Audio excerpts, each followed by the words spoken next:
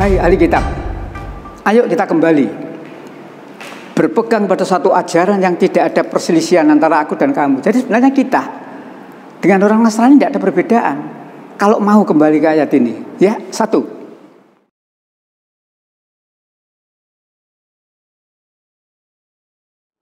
Yudas bukan pengkhianat. Menurut orang Nasrani loh ya, Yesus harus dibunuh untuk menebus dosa. Kalau misalkan Yesus tidak terbunuh, dosa manusia tidak terampuni, toh? Jadi andai kata Yesus tidak terbunuh, dosa manusia tidak terampuni. Untung-untungan Yudas mau menunjukkan itu. Berarti Yudas itu mestinya orang berjasa. Tapi anehnya ayat mengatakan lebih baik orang seperti ini tidak dilahirkan. Itulah. Jadi kalau kita ini, kalau saya Bu ya nomor satu Islamnya dikuasai, lalu Alkitabnya juga kita tahu. Ya saya katakan tadi loh, kalau kita hanya berdalil sendiri-sendiri tidak selesai. Ismail, ini loh surat As-Saffat. Iska, ini loh kitab Kejadian. Ya sudah, sama-sama benarnya. Buyar.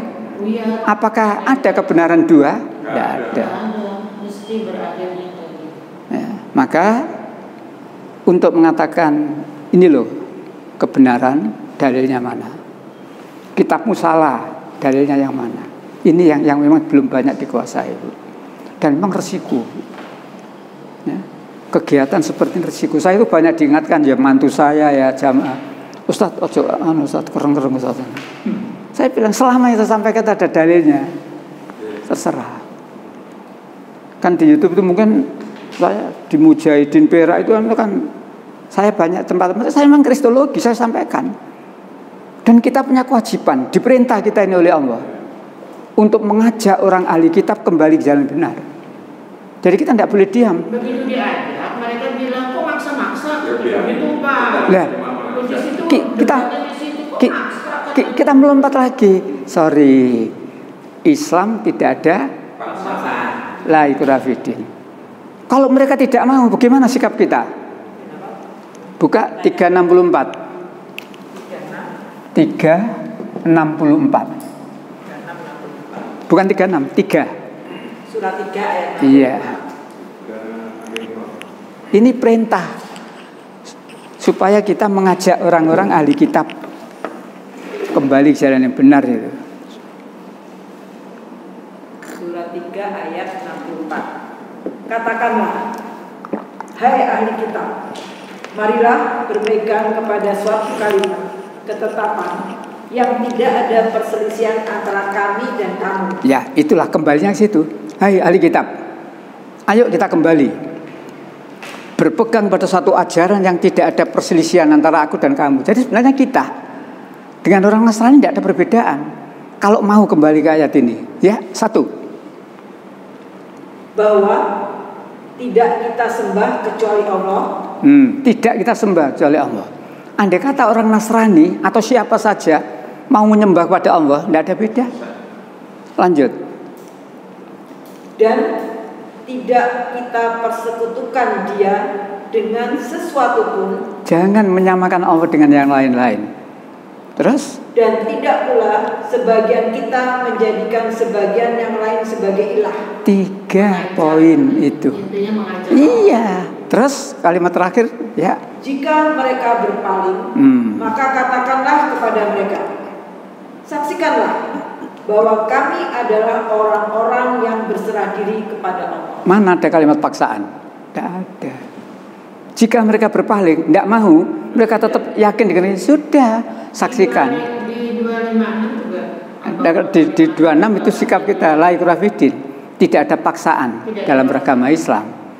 Ya, itu secara umum. Tapi ini kalau sudah mengajak orang, ya. Kalau di surat Al-Fatihah 48 ya, itu sikapnya jelas.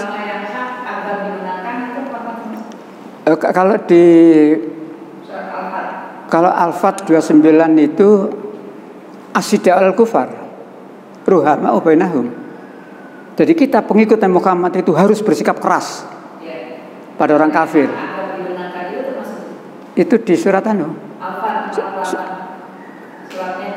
Ya, atau juga di surat 9 ayat 33 ada itu. Coba.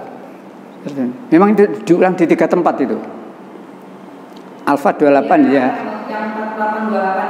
Iya, iya. Dialah yang mengutus rasulnya dengan membawa petunjuk dan agama yang hak agar dibenarkannya terhadap semua agama, dan cukuplah Allah sebagai saksi. Apakah itu sama dengan itu Pak? Jadi kata akhirnya itu. Coba penjenengan lihat lagi 9:33. Walladzi anzala sakinah walladzi arsala rasulahu ya. Dialah yang mengutus rasulnya.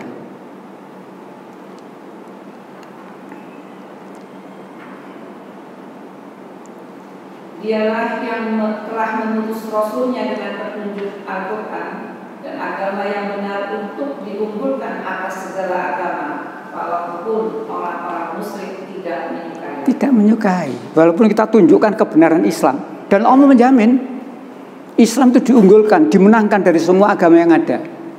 Tapi orang kafir, orang musyrik tidak akan senang. Jadi itu menyambung ke surat yang tadi 3 ya. Bersambungan. Ada hubungannya itu ya. Itu. Cuma di sini Allah menerangkan sikap akhir kita. Jika mereka berpaling, wis diterangno dengan dalil yang sampai jelemit seperti itu, secara akal sudah seperti itu, tetap mereka enggak. Pokoknya saya yakin Yesus anak Allah. Saya tetap berkewajiban untuk menjelaskan. Iya. Iya, disinilah kita orang Islam harus paham dengan Islam kita. Kalau kita tidak paham dengan Islam kita, pokoknya Quran muni ngene, rewel kon. Repot, wis kena pokok itu. Karena dari pihak Muslim kan bilang tetap bahwa Nabi Isa adalah manusia, dia bisa jalan, bisa makan kayak begitu. Iya. Terus dijawab gitu, kamu tuh sederhana loh berpikirnya, Iya. Bahwa kita juga tidak menyembah manusia. Iya. Tapi Nabi Isa saat disalib, rohnya diangkat ke atas. Roh itu kan ibarat cahaya. Nah yang kita sembah itu adalah rohnya. Roh itu adalah Allah, cahaya. Nah, dia bisa tergantung dia jadi memisahkan tafsirnya macam-macam, karena itu kan mereka nggak ada dalilnya, jadi tafsir antara pendeta satu itu beda-beda. Logikanya macam-macam. Karena nggak ada dalilnya. Ya itulah. Beda-beda itu pendetanya. Makanya. Saya menyembah manusia kagak lah. Maka itu. Iya, yang lain dia bilang itu. Jadi saya mengatakan dua faktor ini, internal, eksternal. Internal ya Islam kita itu harus kuasai Islam kita internal. Ya, jangan sampai penguasaan kita terhadap Islam sendiri masih karet-karet. Kita tuh kalau mau debat. Jadi memang keyakinan itu Pak. Seolah Nabi Isa itu terpisah. Ada Nabi Isa sebagai manusia, Nabi Isa sebagai Tuhan. Jadi yang mereka walaupun sudah mendengarkan kita, sudah kita sampaikan sejelas-jelasnya, tetap keyakinannya dia seperti itu. Nabi Isa sebagai manusia, Nabi Isa sebagai Tuhan. Bisa dipisah, kan aneh gitu loh. Makanya, itulah. Pokoknya kita juga anak-anak aja nggak bisa mengubah sifatnya, dia harus begini, apalagi ini masalah agama. Mengubah orang itu paling sulit kan. Ya, balik lagi hidayah. Apalagi udah keyakinan. Balik lagi hidayah. Makanya ibu bapak jangan dibenci mereka. Mintakan oleh Allah.